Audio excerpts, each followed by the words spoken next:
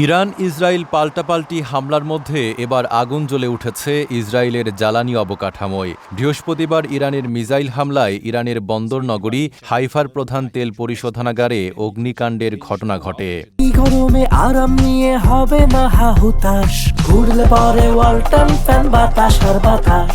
Israeli ambulance সংস্থা মেগান David Adam জানিয়েছে, এ হামলায় অন্তত একজন সামান্য আহত হয়েছেন। তবে ইসরায়েলের জ্বালানি মন্ত্রী এলি কোহেন দাবি করেছেন, হামলার পর আগুন লাগলেও বড় ধরনের ক্ষয়ক্ষতি হয়নি। হামলার পর ইসরায়েলের বিভিন্ন এলাকায় বিদ্যুৎ সংযোগ বিচ্ছিন্ন হয়ে যায়। পরে দেশটির কর্তৃপক্ষ জানায়, বেশিরভাগ স্থানে বিদ্যুৎ সরবরাহ পুনরায় চালু করা হয়েছে এবং বাকি এলাকাগুলোতেও দ্রুত সংযোগ স্বাভাবিক করা হবে।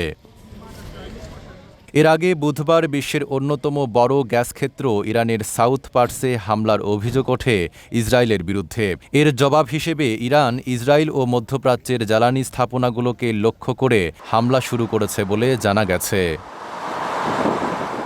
এদিকে সামাজিক যোগাযোগ মাধ্যমে ছড়িয়ে পড়া ছবিতে হাইফার পরিশোধনাগারে দাউ দাউ করে আগুন জ্বলতে এবং ঘন ধোঁয়া উঠতে দেখা গেছে। পরিস্থিতি ঘিরে মধ্যপ্রাচ্যে নতুন করে উদ্বেগ তৈরি হয়েছে। নাঈম আরাবী, ঢাকা পোস্ট।